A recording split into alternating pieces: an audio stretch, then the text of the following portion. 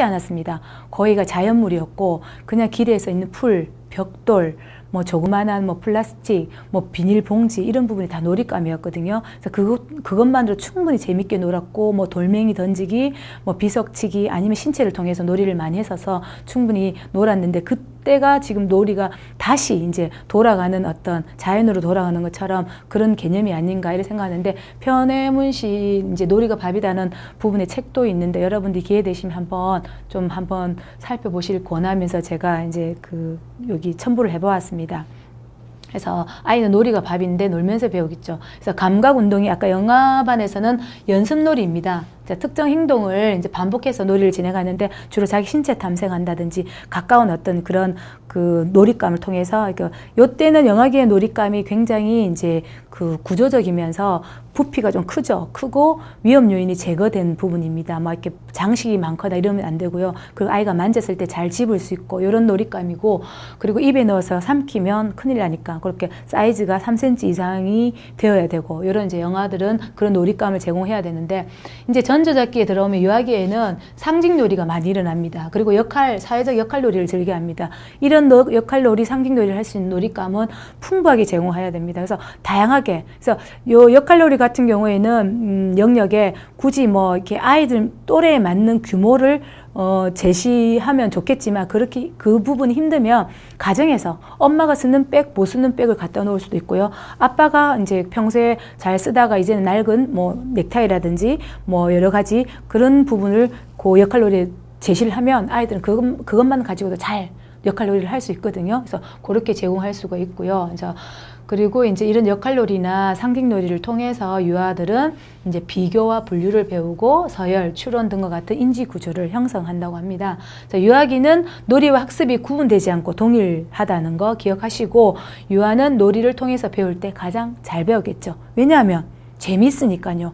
놀이를 할 때 아이들은 재밌거든요. 근데 재밌으려 하면은 정리 시간이 되거나 이렇게 하시면 좀 안 되겠죠. 그래서 풍부하게 자료를 제공해야 되고 놀잇감을 그리고 아이가 충분히 놀 수 있게끔 시간을 제공해야 된답니다. 그래서 유아반 교실의 풍부한 놀이 환경 제공은 교사의 역할에서 필수적인 요구사항이라고 보시면 되겠습니다.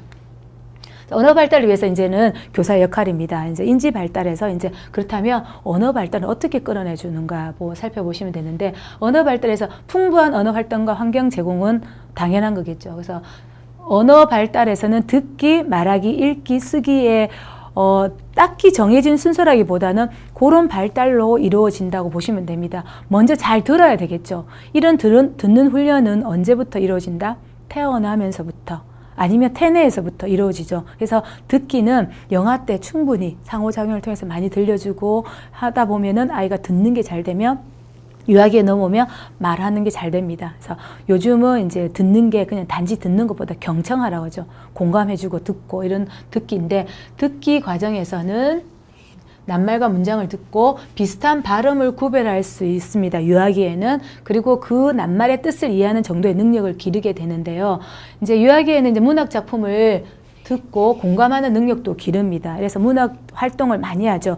영아기에도 물론 문학 작품, 동화책을 통해서 아이들이 들려주기도 하지만 유아기 때는 더 확장적으로 아이들한테 문학 활동을 많이 할 수 있게끔 제공해줘야 됩니다. 그래서 문학 작품을 많이 듣고 공감하면은 다른 사람의 이야기를 듣거나 그 상대방의 어디를 이해하는 능력을 기르게 됩니다. 그래서 궁금한 점은 질문하여서 깊이 있게 이해를 돕는 능력을 기르게 되고 상대방을 보면서 주의 깊게 듣는 능력도 기르게 됩니다.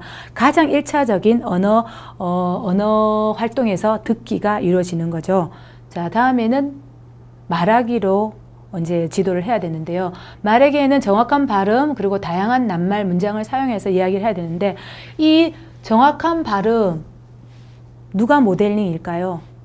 아이들이 스스로 선천적으로 정확한 발음을 할 수는 있진 않겠죠. 자, 이런 정확한 발음은 모델링이 물론 가정에서는 부모일 겁니다. 이제 이 보육과정, 보육기관에서는 보육교사일 겁니다. 교사의 중요한 그런 어떤 언어적인 표현이나 발음, 아니면 문장 사용이 이 유아기에 굉장히 언어 습득에서 많은 요인을 차지합니다. 그래서 교사가 또렷하고 충분하고 이렇게 목소리 톤이라든지 그런 부분에서 정확한 발음으로 아이들한테 지도를 하면 그 아이는 또렷한 의사 표현을 할 수 있는 그런 발음을 체계를 기르게 되는데 이제 정확한 발음과 다양한 낱말과 문장을 사용하여서 아이가 습득을 하면 이제 자신의 느낌, 생각, 경험을 적절한 낱말과 문장으로 말을 할 수가 있겠죠.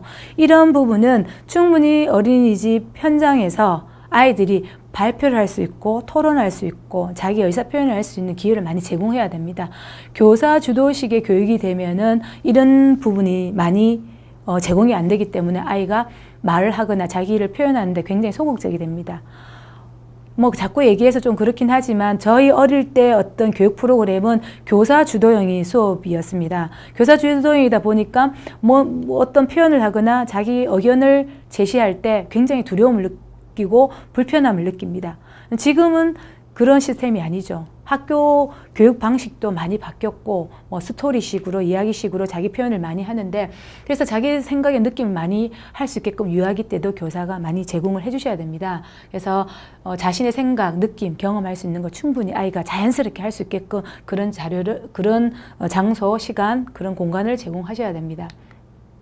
그래서 주제를 정하여서 다른 사람과 함께 이야기를 나누는 능력도 기르고 창의적으로 이야기를 짓는 능력도 길러보고 그리고 무엇보다도 현대사회에 필요한 바르고 고운 말을 구사하는 능력과 때와 장소에 따라서 대상에 따라서 말하는 능력을 기르게 된다고 이제 말을 하는데 이런 부분에서는 언어 확장 부분에서는 언어 교실에서 이제 언어 영역이 있는데 그런 부분에서 충분히 듣기, 말하기, 읽기, 쓰기를 제공하지만 교사를 통해서 아니면 보육기관에 있는 다른 뭐 교직원을 통해서 아니면 가정의 부모를 통해서 이 아이가 언어 확장을 할 수 있도록 제공을 해줘야 됩니다. 자, 그래서 풍부한 언어 활동에서 이제 읽기는 자발적으로 아이들이 읽을 수 있게끔 이제 듣기 말하기가 되면 아이들은 어느 정도 읽고 싶어 하는 욕구가 생깁니다. 이제 문식성이 이제 발달이 되는 과정인데 이제 자발적으로 다양한 낱말을 찾아서 읽는 능력을 기를 수 있도록 어릴 때부터 독서 습관을 기르도록 합니다. 독서 습관을 기르기 위해서는 충분히 이제 교사가 그 전에 이제 들을 수 있게끔 아이들 문학 활동을 많이 하고 문학 활동을 통해서 좀 전에 배웠듯이 말하기를 통해서 아이들 자기 의사 표현을 하고 그러다 보면 아이가 읽고 다시 또 자기 표현을 하고 이런 독서 습관을 길러줄 수 있고요. 이제 쓰기로 넘어가면은 이제 말과 글의 관계를 이해하도록 이제 제공하는데 자, 말과 글의 관계를 이해하도록 도와야 되고요. 말과 글의 대응성이 있다는 걸 아이들한테 이해하도록 도와줘야 됩니다. 그래서 단지 이제 말이 그냥 말인지 글인지 아니고 내가 말하는 게 글로는 이렇게 표현을 하네. 대응할 수 있는 거. 사랑해 라는 말을 하는데 글로서도 사랑해 이렇게 대응이 되는 의미성이 있다는 걸 아이들한테 이해하도록 도와줘야 됩니다. 자, 쓰기의 의사소통 기능을 인식하게 되면서 자신의 느낌과 경험을 전달하고 이제 자발적으로 끄적거리기를 할 수 있고요. 쓰기 활동을 통해서 표준 철자 쓰기의 기초를 마련하게 됩니다. 이런 기초를 마련해서 이 아이가 이제 취학 연령이 되면은 자연스럽게 이제 전달장을 쓴다든지 본인의 이제 하루 일과를 기록하는 일기장을 쓴다든지 그렇게 기록할 수 있는 그런 쓰기의 기초를 마련하게 됩니다. 그래서 쓰기 도구의 바른 사용법을 알려주고요. 쓰기 도구를 바르게 쓰는 습관을 이 시기에 길러줘야 됩니다. 자, 좀 빨리 너무 앞서서 달려가는데 이제 사회정서 발달을 위한 이제 유아기 교사의 역할을 살펴보도록 하겠습니다. 사회정서 발달은 이 시기에 이제 영아기에 못지않게 상당히 중요한 시기입니다. 이 또래 관계가 잘 형성되지 않으면 아이가 굉장히 힘들어합니다. 그런 부분에서는 또 부모 역시도 힘들어하시고요. 그래서 아이들이 또래 관계 잘 형성할 수 있게끔 아니면 또 사회 구성원으로 잘 기초를 다질 수 있게끔 사회정서 발달을 위해서 어떻게 역할을 하는지 교사 역할을 살펴보는데 정서에 적절한 표현이 들어갈 수 있겠습니다. 유아기에는 슬픔과 분노, 뭐 좌절, 아니면 뭐 기쁨 여러 가지 정서를 느끼는데 사회적으로 이러한 정서를 적절하게 표현하는 사회화 과정이 필요한 거죠. 그래서 유아기에 습득한 정서 표현은 유아기에 습득한 정서 표현은 성인기에 지대한 영향을 미치기 때문입니다.